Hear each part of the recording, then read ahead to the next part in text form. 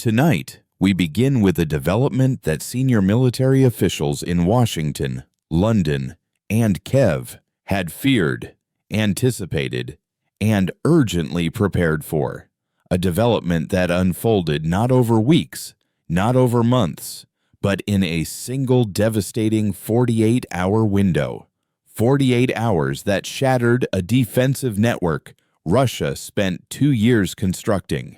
48 hours that exposed a vulnerability Vladimir Putin believed was untouchable. 48 hours that forced Russian generals into an emergency call with the Kremlin itself. What Ukraine did this week crossed a line that Moscow had staked everything on holding. And when that line broke, Russia did not respond with counterforce. It responded with chaos, confusion, and something analysts rarely witness from the Kremlin: silence. Ukraine did not hesitate. They responded with precision, coordination, and overwhelming tactical superiority. And tonight, we have the details. We have the intercepted communications. We have the satellite imagery. And for the first time, we have a clearer picture of what Vladimir Putin's last line of defense actually was and how Ukraine just destroyed it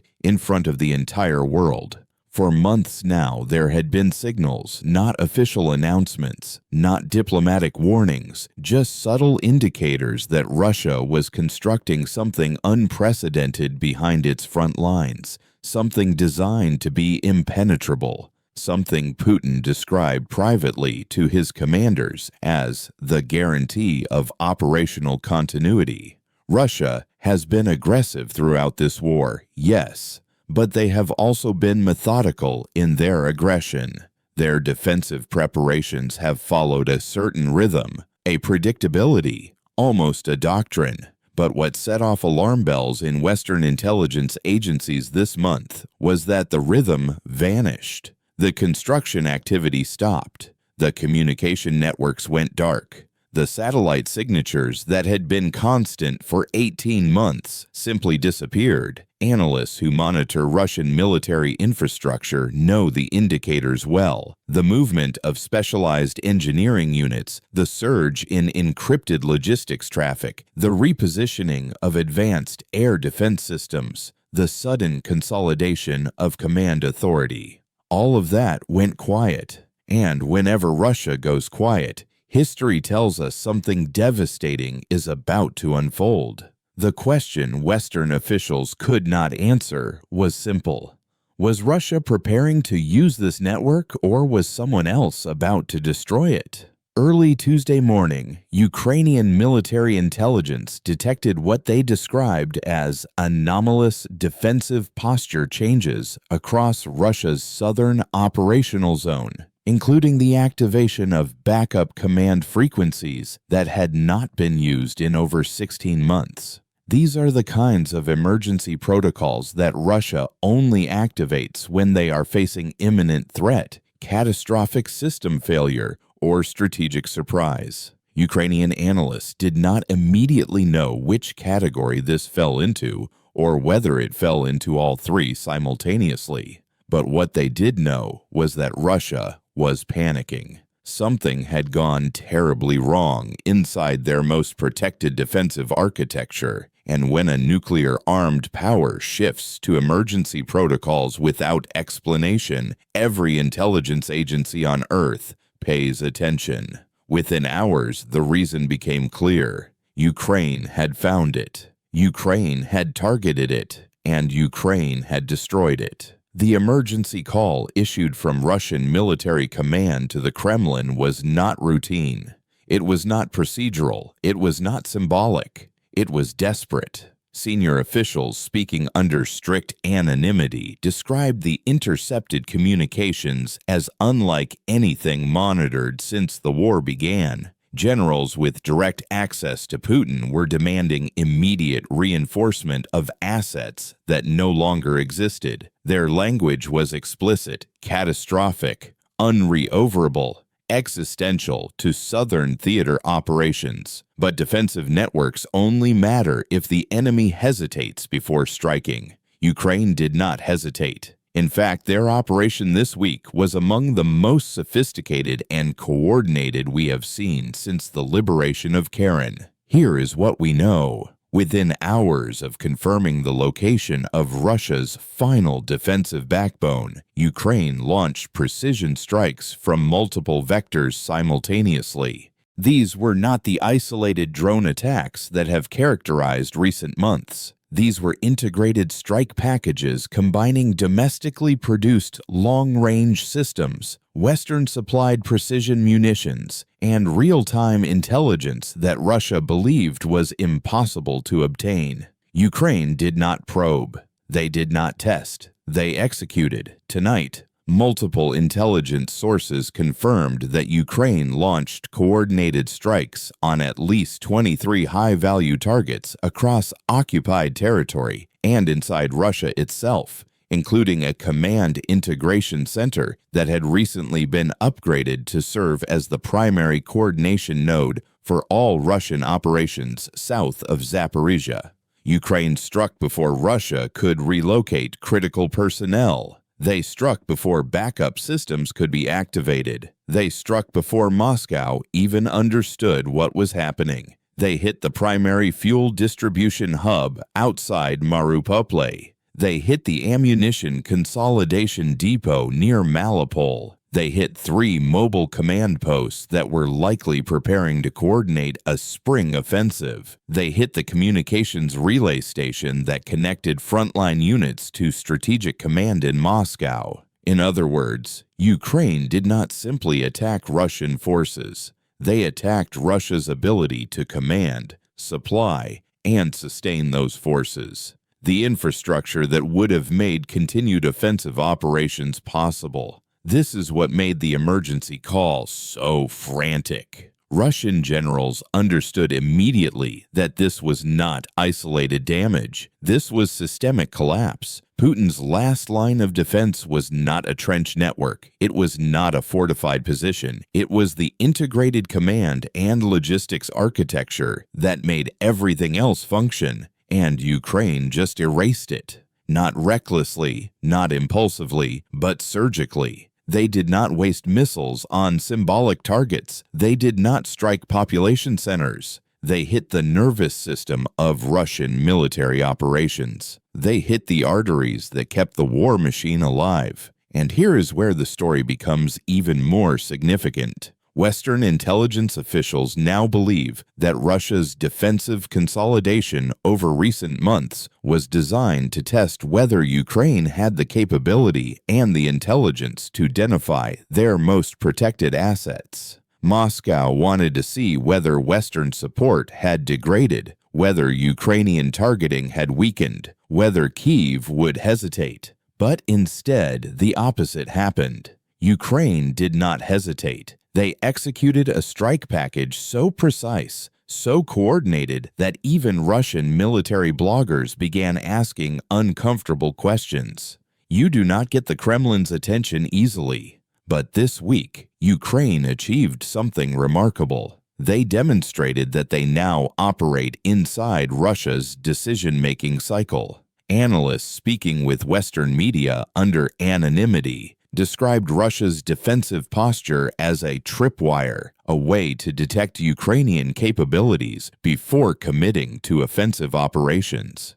But Ukraine proved today that they remain both capable and confident. Their strikes were not only accurate, they were sequenced so precisely that Russian air defenses engaged phantom targets while real munitions reached their destinations. That sequencing matters because it shows intelligence dominance. It shows that Ukraine is not merely reacting to Russian movements. They are anticipating them. They are inside the loop. And that is Putin's greatest vulnerability. As reports continued coming in throughout the day, we learned more about the scale of Ukraine's operation. Ukrainian drone units carried out overnight strikes on 6 fuel depots, forcing Russian logistics convoys to reroute through degraded secondary roads that added days to resupply timelines. Special operations forces targeted an electronic warfare installation that had been upgraded in the last 90 days. Naval drone units operating in the Black Sea reportedly struck an ammunition transport vessel that had departed Novorossiysk hours earlier. Precision artillery coordinated by real-time satellite data destroyed 4 ammunition storage facilities in a single synchronized barrage. This was not harassment. This was not attrition. This was strategic decapitation. This was operational paralysis. And operational paralysis is the one thing Russia has struggled to overcome since the war's opening weeks. For every defensive adaptation they have made, Ukraine has countered with something that renders the adaptation obsolete. For every logistical workaround, Ukraine has identified and neutralized the alternative. This is the reality Russian generals warned Putin about. And this is the reality he can no longer ignore. Remember, Russia thought this war would last 3 days. They thought Kyiv would fall. They thought Zelensky would flee. They thought NATO would fracture under pressure. They thought Western resolve would collapse after the first winter. But tonight, the exact opposite is true. Ukraine is stronger than it was a year ago. Western military support has increased. NATO has expanded. Russian equipment losses now exceed 12,000 confirmed armored vehicles. Casualty estimates exceed 350,000 by conservative Western assessments, and the gap between Kremlin narrative and battlefield reality has never been wider. What makes this moment so critical and so dangerous is that Russia's latest failure happened at a time when Vladimir Putin is under immense internal pressure.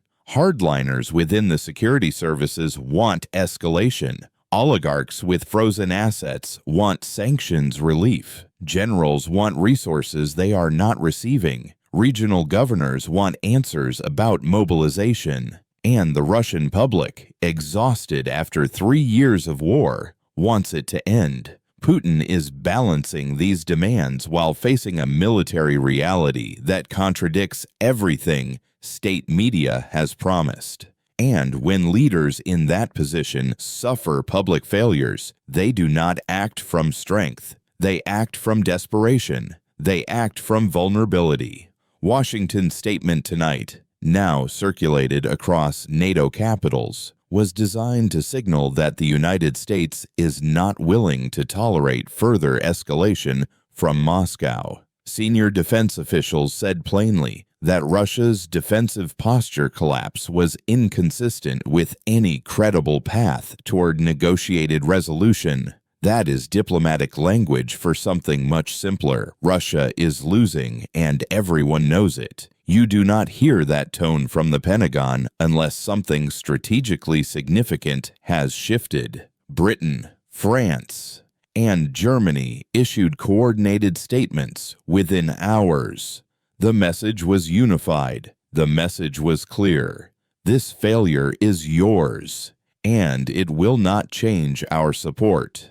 Meanwhile, Ukrainian President Volodymyr Zelensky addressed the nation in a calm, measured, and defiant speech tonight. He said, "They built walls. We found doors." He said they believed their secrets were safe. They were wrong. And he said, "Every line they draw, we will cross. Every fortress they build, we will breach.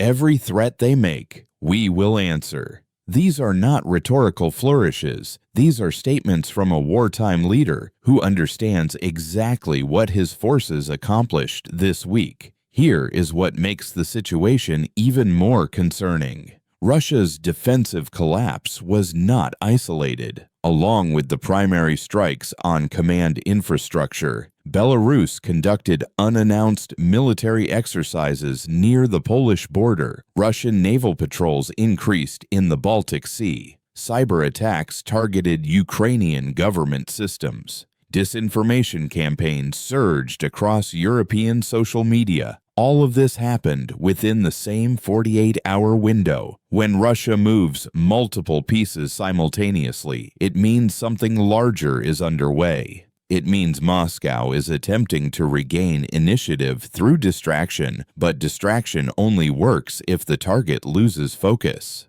Ukraine did not. Intelligence analysts are now considering several possibilities for Russia's next move. One is that Moscow will attempt emergency reconstruction of destroyed infrastructure. Another is that Russia will launch retaliatory strikes designed to reassert psychological dominance. A third possibility, the one worrying officials most, is that Putin will authorize escalatory measures previously held in reserve. But today, Ukraine took that calculation off the table. They did not wait for permission. They did not delay for diplomatic consultation. They did not hedge their response. They struck decisively. And in doing so, they demonstrated that hesitation is no longer part of Ukrainian doctrine. What we are watching now is a test of resolve. Russia wants to see whether this failure breaks Western unity. Ukraine wants to show that offensive capability remains intact. Washington wants to prevent uncontrolled escalation, and Europe wants to prevent the war from expanding beyond Ukraine's borders. Each actor is watching the others. Each decision now carries weight that extends far beyond the battlefield. Tonight, we have heard from intelligence sources who are now monitoring a surge in encrypted communications between Moscow and frontline commanders. They say Russian logistics networks are in disarray. They say command authority is being contested between regional commanders and central command. And they say Putin's decision to consolidate defensive infrastructure into a single integrated network was a catastrophic miscalculation. But Ukraine is not resting. In fact, Ukraine is accelerating.